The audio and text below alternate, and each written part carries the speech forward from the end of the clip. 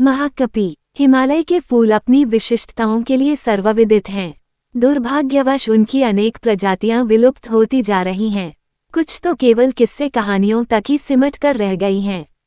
ये कहानी उस समय की है जब हिमालय का एक अनूठा पेड़ अपने फलीय वैशिष्ट्य के साथ एक निर्जन पहाड़ी नदी के तीर पर स्थित था। उसके फूल थाईलैंड के कुरियन से भी बड़े, चेरी से भी अधिक रसीले और आम से भी अधिक मीठे होते थे। उनकी आकृति और सुगंध भी मन को मोह लेने वाली थी।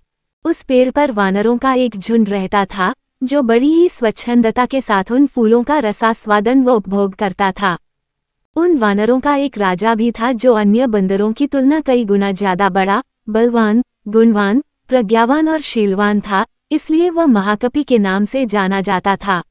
अपनी दूरदृष्टि उसने समस्त वानरों को सचेत कर रखा था कि उस वृक्ष का कोई भी फल उन टहनियों पर न छोड़ा जाए जिनके नीचे नदी बहती हो।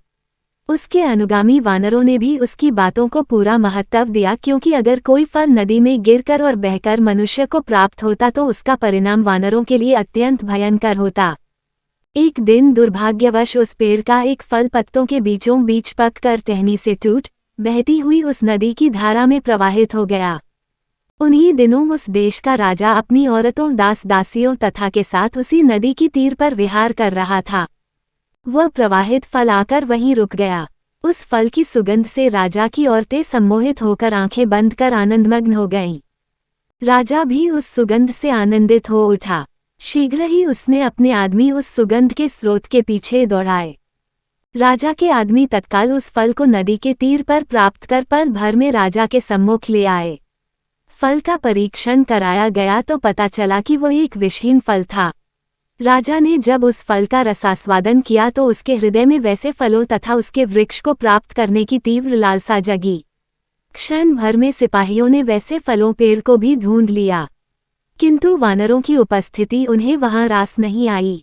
तत्काल उन्होंने तीरों से वानरों को मारना प्रारंभ कर दिया। वीर्यवान महाकपि ने तब अपने साथियों को बचाने के लिए कूदते हुए उस पेड़ के निकट की एक पहाड़ी पर स्थित एक बेत की लकड़ी को अपने पैरों से फंसाकर फिर से उसी पेड़ की टहनी को अपने दोनों हाथों से पकड़कर लेट अपने साथियों के लिए एक पुल का निर्माण कर लिया। फिर उसने चिल्लाकर अपने साथियों को अपने ऊपर चढ़कर बेतू वाली पहाड़ी पर कूदकर भाग जाने की आज्ञा दी। इस प्रकार महाकपि के बुद्धि कौशल से सारे वानर दूसरी तरफ की पहाड़ी पर कूदकर भाग गए। राजा ने महाकपि के त्याग को बड़े गौर से देखा और सराहा। उसने अपने आदमियों को महाकपि को जिंदा पकड़ लाने की आज्ञा दी। उस समय महाकपि की हालत अत्यंत गंभीर थी। साथ ही वानरों द्वारा कुचल जाने के कारण उसका सारा शरीर विदीर्ण हो उठा था।